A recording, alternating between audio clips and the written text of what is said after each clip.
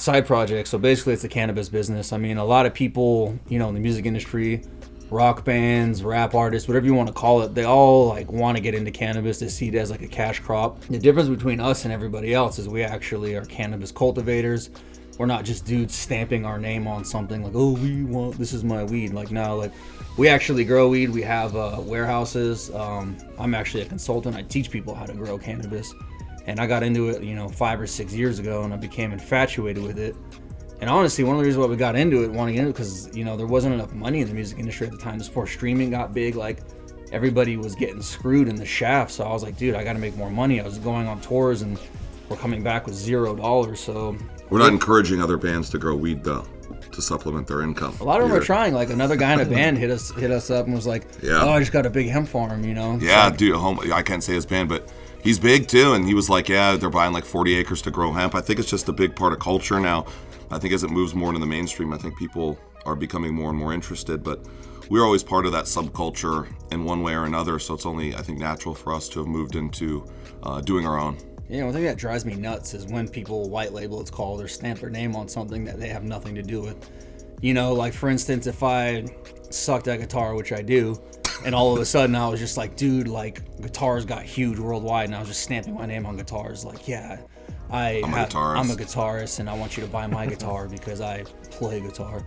So that's the thing, is like we actually, you know, like I said, are cultivators, and you know, I know everything, you know, from plant structure to photosynthesis to nutrients to everything about a plant. You know, I could grow a plant on a tour bus if I wanted to. That's how like deep I am into it. Yeah, so you know, we do everything. Look, we got pre-rolls right here.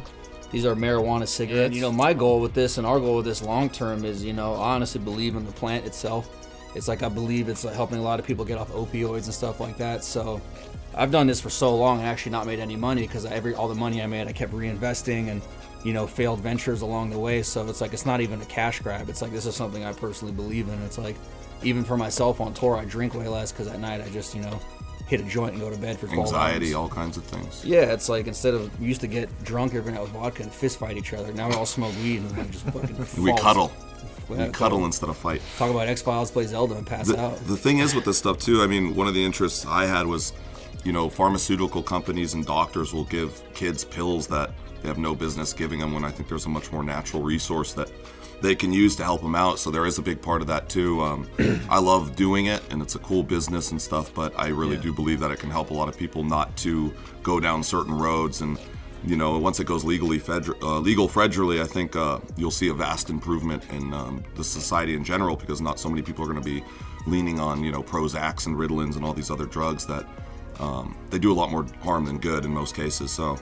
And it could be a controlled substance with the milligrams being as low as you want to as high as you want. This is the first time this has happened in the history of man, is, you know, this whole cannabis explosion and legalization. So it's exciting to be a part of it because, you know, we're on the forefront of it, and all these other douchebags are jumping on like, ooh, that's my weed and I got weed. It's not their weed. They're just having some, you know, farmer do it. On the other hand, it's like we fly to Oklahoma. You know, we got a dispensary out in Oklahoma. We're opening a dispensary in Oklahoma, Detroit. So it's like we actually fly out and build these places ourselves and teach people how to grow and do our method. So it's completely different than what other bands are doing. There was no school for this stuff. Like, you just had to learn this stuff. So I started in a garage in Hollywood. I got a tent. I went to the hydroponics store. I had to like ask questions. I literally got a book this big. And I remember that. Flying to Russia, I had to actually like put duct tape over the cover of the book because I've been reading it on planes, and like cannabis is so illegal in Russia that you'll literally go to jail for 7 years for having a joint or something like that. So I had to put duct tape over the book. I became infatuated with it because, you know, I produced music, the technical side of it.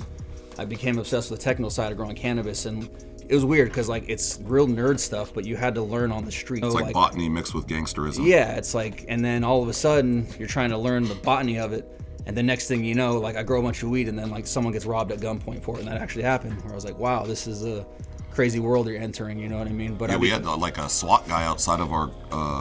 We have a grow in Baldwin Park in L.A., and these dudes were like scoping out the building. It was really obvious, but we were in business with a cop, so he had like a SWAT team, a SWAT van parked outside. It gets hairy.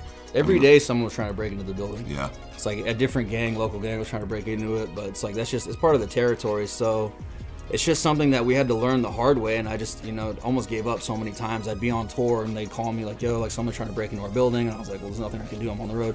I'd come back to a bunch of failed crops, I'd have to invest all the money I made on tour back into the building.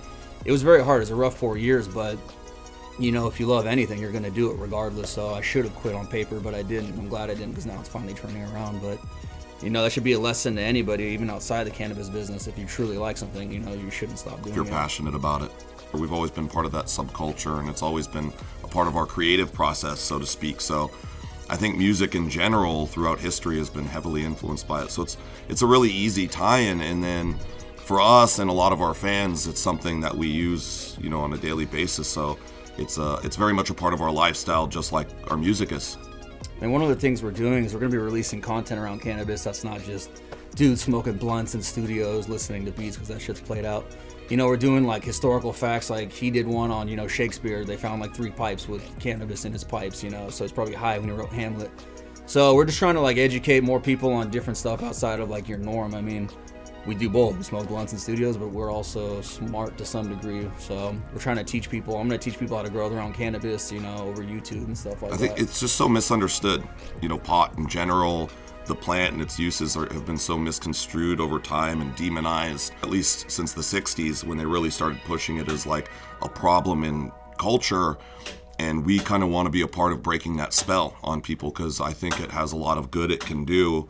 Outside of a business standpoint, there's a lot of people it can help, and we want to kind of be a part of breaking that myth of what the plant is and what it can do, and how to use it properly and all those things. And I think it can do a lot of good. I really do. Cancer research, all these different things, treating paraplegics. It helps feeling and limbs. It does so much stuff that I think people need to know about.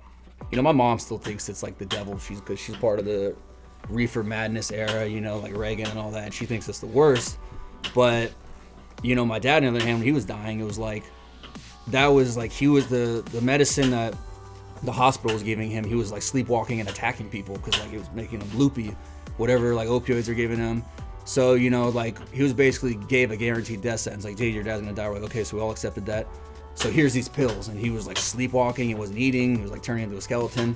So he made him edibles. I gave him trim, and he made him edibles, and he started sleeping, he started eating and gaining weight, getting color back.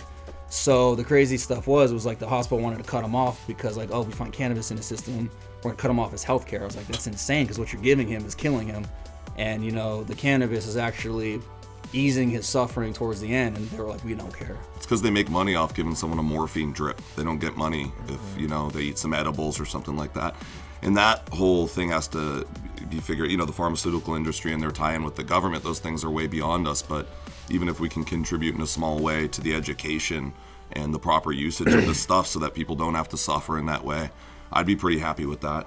Trying to get people to use cannabis more over fucking opiates, and it's just a horrible thing. And I've had family Yeah, you see what it's doing to people. Yeah, it's crazy, man, and it's bad. It's bad. I know a lot of people who've quit drinking with it, and I myself have quit hardcore drinking. Yeah, I mean, we know these like straight up bozos that get in fist fights every time they come to our shows, and we're like, dude, you need to like get off the sauce, man. Like they're going to jail every time they go to our shows. The next time I see them, like, no, I just smoke weed now, and they just sit there calm. I'm like, wow, like. That's cool. If that's what you got to do to like not be an idiot, then you do that. The truth is, if you can do nothing, if you can get by that way and be happy, hey, good for you. Like, more power to you. I wish I was that way, but if there's something, if you need a break or whatever, I think it's by far the best choice out of all of them. There's been times where I've been pulled over and for a seatbelt ticket, and somehow I'm out of the car in cuffs, finding marijuana and being fucking just shamed to the ground of like in cuffs, being yelled at for smoking marijuana and how bad it is. And I just didn't understand that. I was just getting a seatbelt ticket, and it's horrible. All the bad stigmas are kind of getting lifted, and all these corporations are jumping on board. One of our goals is like just to be kind of a little anti-establishment, because damned if I see like RJ Reynolds come in and buy everything and take over. Coca-Cola's going to be selling you all your weed soon. So yeah, it's like the stuff that we all went to prison and jail and got arrested for and worked so hard for and got guns pulled on us, just for Coca-Cola to take it over. Like, so one of our goals is to not let that happen as much as we can. Yeah, people will need to be aware of that, that there's still mom and pops type shops that do this stuff, and there will be like huge corporations moving in to try and take over once it's all federally legal. So hopefully people keep that in mind and go, hey, I'd rather help the small guys out as opposed to making the assholes that control everything even richer and more powerful. It's just being educated in situations like this, where when it got passed recreational in California, that law was written so crooked that it, fucked every farmer that like didn't have $1 million, that wasn't in cahoots with like these huge corporations. So the law was so crooked. Now the California State Tax Board's like, damn, we really messed up. We got to go backwards. But it's just educating people. It's just, oh, weed's legal, let's party. It's like, no, you just fucked up the whole cannabis industry in California, and it's still fucked up. Yeah. So one thing I would tell people to watch out for with cannabis is it's kind of hard, like, know where you're getting it from, because when I first started, people were spraying like the worst pesticides on stuff, and it's actually really bad. Like, there's so many different kinds that are like really, really bad for people, and especially when they're lit on fire, it's like it'll just fuck you up. And this is the weed that people have been smoking forever, so people think like, oh, this is my medicine. You're actually getting like a dose of poison, which is insane, because these like you can't even have these insecticides and all this stuff without like a certain agricultural license, and they just sell them everywhere. So people are just soaking their weed in this shit and then growing it and sending it out. But certain states are not recreational, so people got to get their weed on the black market, but that's the shit that's soaked in poison. So there is a fine line where it's like it can be regulated and not overtaxed. So that's the issue, is like people who smoke, it's like, try and know where you get it from, but when you're in a state like Texas where it's illegal, you're gonna get what you can get. So that's what the government needs to realize, like, dude, like, they're feeding the own black market, which is, hey, it's like, that's where all my friends operate on. I got nothing against that. I support it, actually, but it's like there needs to be a happy medium that like needs to be figured out. Yeah, because people are going to smoke it anyway. Yeah. So you might as well, make it as healthy and safe as possible. And a lot of people, there wouldn't be as much, you got cartels involved in all these things because the illegality. All it does is create more criminals when you illegalize something. To legalize it would create business and tax revenue and make it a lot safer in every regard. So hopefully the government comes around sooner rather than later. The next step in our business, so we are opening a dispensary in Oklahoma. We just got approved by the city. Dove and Grenade. When you go legal, man, there's a lot of red tape. So, we got fucked in California because we went legal and we tried to do it right. And the government in California is just so crooked, and they really screwed us on that one. A lot of money and time wasted. Oklahoma, we have friends out there, we're working with. They own a dispensary called 46 Relief in downtown OKC. We're opening up the first Dove and Grenade dispensary. We're going to grow out there. So we're going to take all our practices and bring them out there and teach people out there. We're actually going to Detroit pretty soon and doing the same thing. So we're just expanding state to state. And, we can white label stuff and just say, hey, that's our stuff, and have other people we can stamp our name on anything. But we're not really for that. We're trying to just do it our own, like small mom and pop, and build it organically. So we can control how it's grown and stuff like that, and growing it in that same respect. We know what's in it, and we know we're not going to sell people stuff that isn't good for them. Yeah, and I take pride in what I do. It's like, I don't want shitty weed. It's like, as someone in a band, like, I wouldn't let someone else write all our music and it sucks and I stamp my name on it. Like, yeah, that's my music. I take pride in what I do. So I want to be in control of how the weed is grown. So it's like, I'm not just going to white label shit and throw it out there.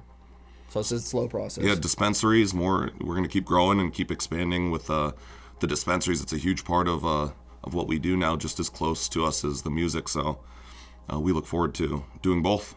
Thanks to AP for having us and our side project. We are Hollywood Undead. Smoke weed every day. Or don't. Or don't. We're cool either way. Yeah. Be sober. Just be cool. Yeah. Be a square. Just I be don't cool. care. No, I'm kidding. Everyone's cool in my book. Oh, it's not on.